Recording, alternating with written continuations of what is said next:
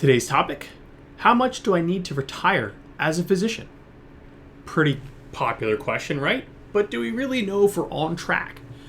So this post has been revamped. There is tons of goodies now that we built into the initial blog post, which leads to how we actually record our YouTube videos. And then really what we did is actually combine two older posts. One was a popular post on just save was the title of it, and just more or less saying that the goals are continue to save, but it didn't really have strict parameters to it. The other one was how much do I need to retire, which actually was one of my first presentations to a group of physicians down in Nashville to the American Society of Colon and Rectal Surgeons many years ago, where I had to speak in front of a room of hundreds of physicians, but I had to give them the number on what they needed to save to hit their retirement goals. So what you're going to see in this video, but also the blog post, is how we work that backwards. We really wanted to make it more of a simple calculation to at least show if you're on track. Now, full disclosure, it doesn't have all the moving parts, it doesn't have all the details, but it's probably going to get you more precise and closer to that number on what does that nest egg look like, closer than you've ever have been before in the past. So stay tuned, that is all coming up next.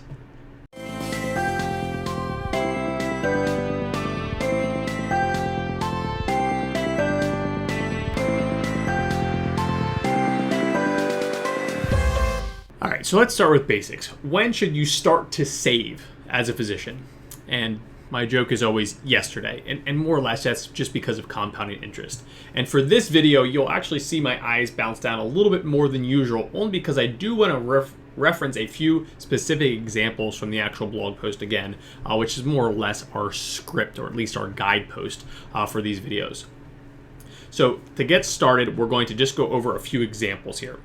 So the first example is, let's just say your goal is to retire at 65 and you want to have $4 million to retire comfortably. Let's assume you get a 6% rate of return. All right, so this is more or less time in the market. I'm just going to give you two different examples between a 30-year-old and a 40-year-old.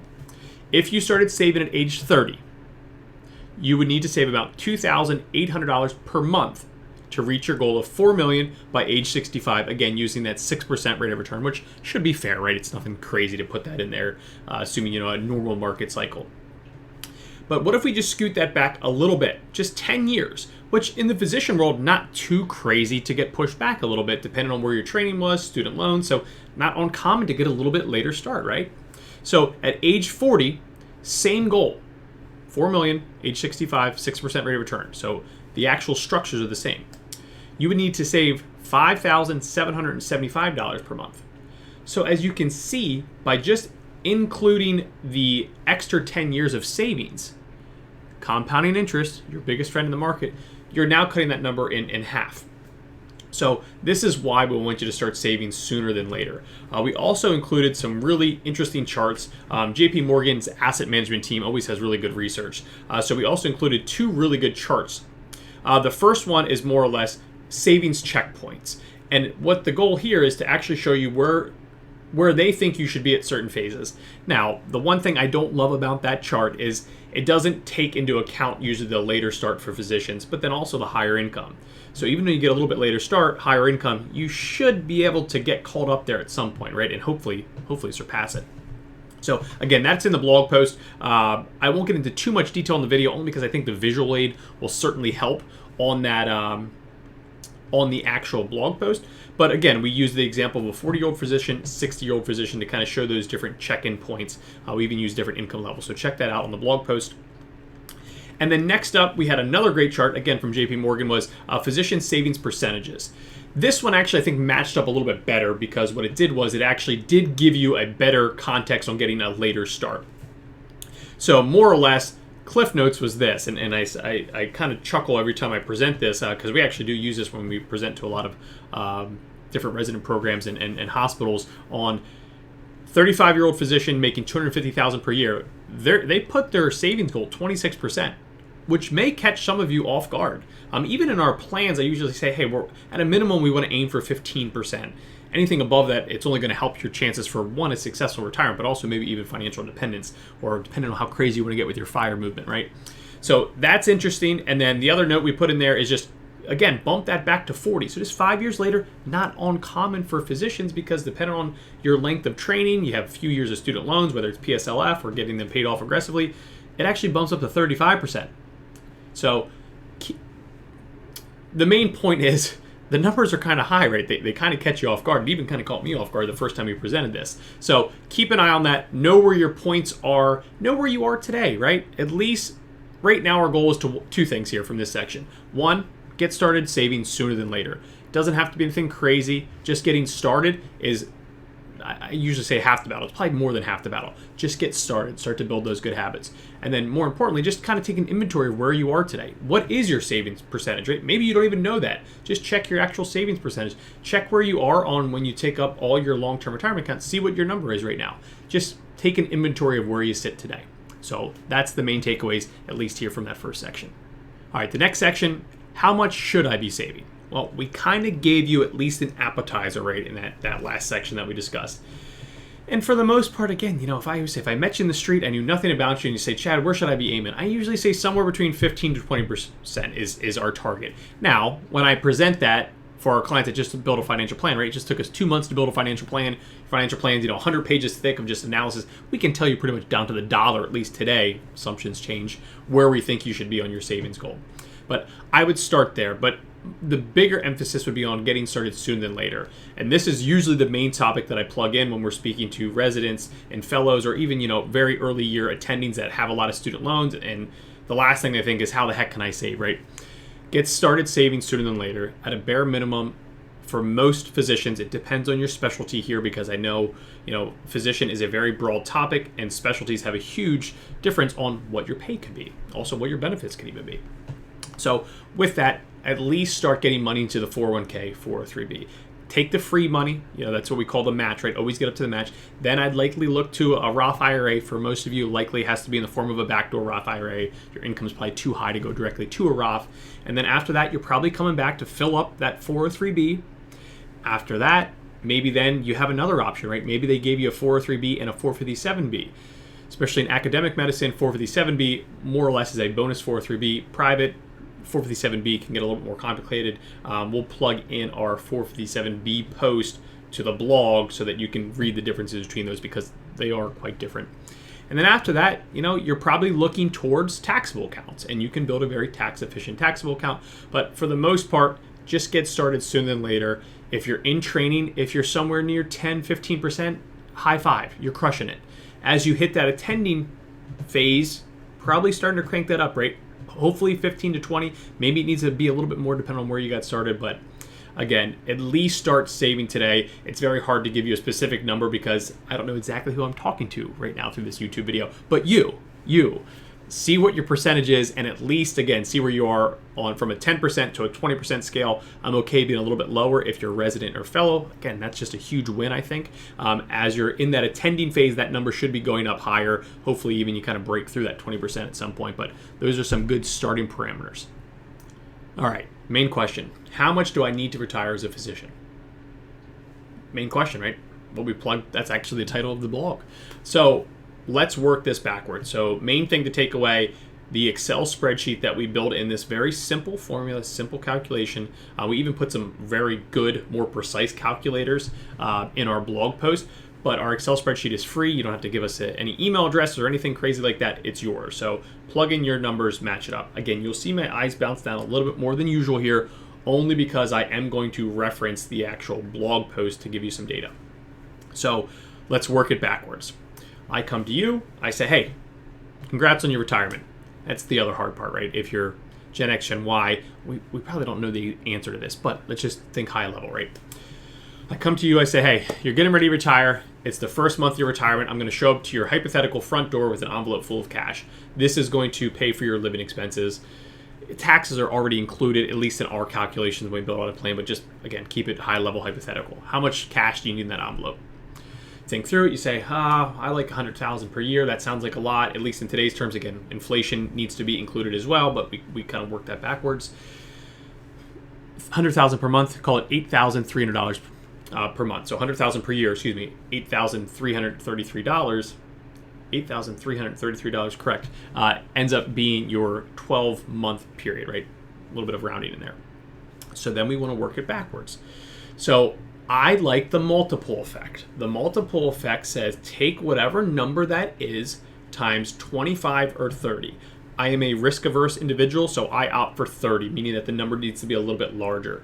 There's decent research out there that gets you closer to that 25%. I think when you come back to all these, they are near 20 is closer to the 4% rule we're used to. I will say there's been much more recent research that says 4% might be a little bit high for a starting point. So I usually try to tell most of our retirees somewhere between 3 to 4. You might need to keep it a little bit more agile than you're used to. There's also some new research out there and just kind of different ways to look at it. One of my favorites actually is one that kind of actually tracks closer to the RMD ages. So just some neat other ways to think of it besides just the hypothetical 4% is what I was told, right? That's what I saw on the internet. But let's stick with 100,000, 30 times multiple. It says you need $3 million, right?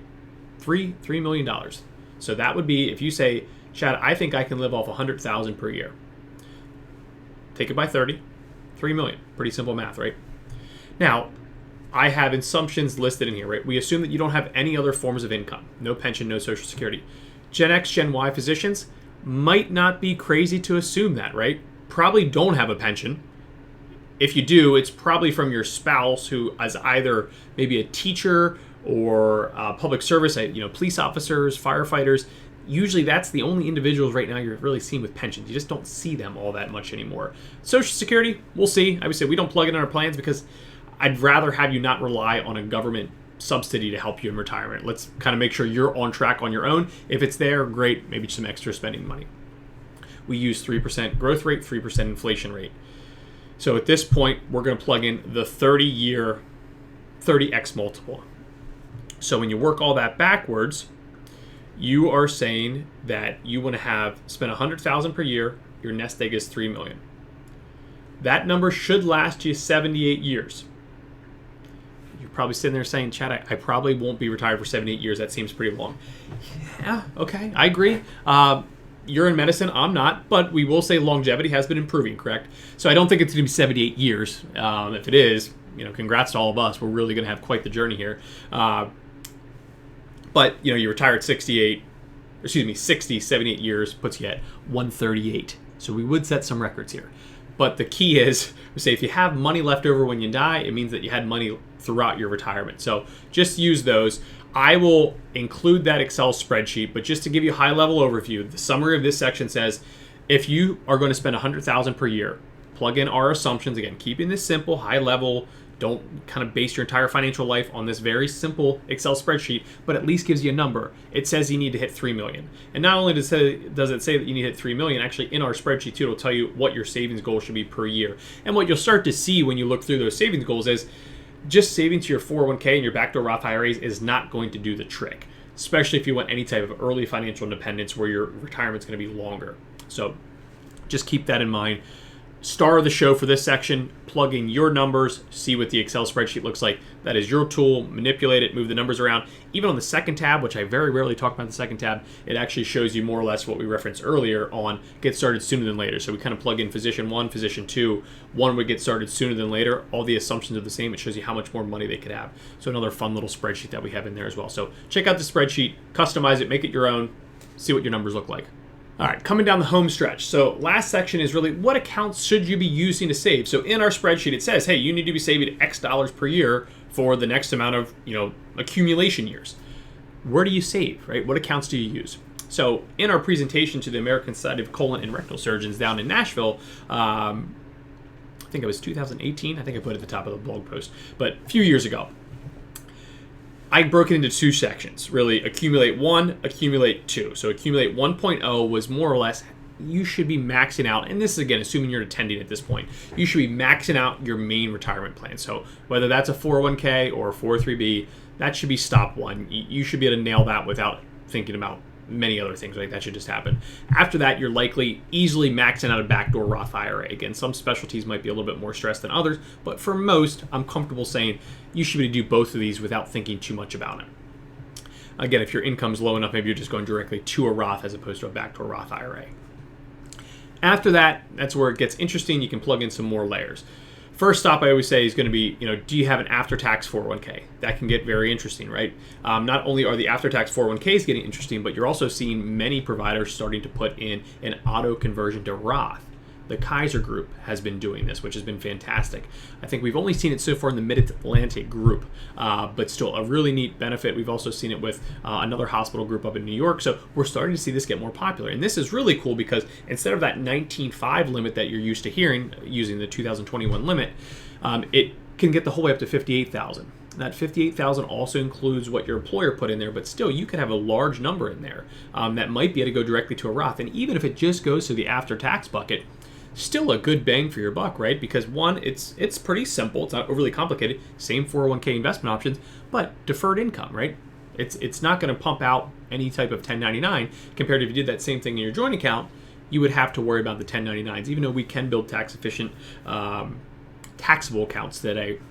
But I think it just keeps it a little bit more simple. But if you want ultimate flexibility and liquidity, maybe the taxable account is more vital there. But either way, if you have it, at least check into it. If they have that auto conversion feature, really interesting. After that, do they have more than one retirement plan? 457B is the first thing that always comes to mind here. 457B has two different worlds, right? Public, private. Public 457B, think more academic medicine, just really a bonus 403B account. Not worried about anything too crazy here. It's pretty straightforward. Take advantage of it. Private 457B gets a little bit more complicated. Understand what your distribution rules are at the time of separation of service or retirement. More importantly, if you are a little bit concerned that the hospital may not be around for many years, another concern because that money is not yours. It is the hospital's, meaning that if something goes wrong, creditors are probably going to get to it before you ever get to it. So just always keep that in mind. Again, we'll put a link in the blog post for you to reference. We have a more detailed post on 457Bs. For the most part, after that, we can get extremely complicated here, depending on what your income structure is. Maybe we look at defined benefit plans, cash balance plans. Just keep it high level after that for most of us. For most of us, we're probably going to that taxable account. And as I said earlier, you can build extremely tax-efficient taxable accounts today. So keep that in mind. Don't be scared of it. I know as high-income physicians, we hear the word taxable, we get that cold sweat coming down our neck. Much more efficient today. So really, those are the main areas to look. Don't forget, you always have your HSA as well. Make sure a high-deductible plan makes sense for you and your family. Then take advantage of the HSA. Don't say, hey, we're going to get this high deductible plan just because we like the HSA and Chad on his YouTube video said it's a great investment. It has great benefits to it, but probably not enough to outweigh very expensive medical costs.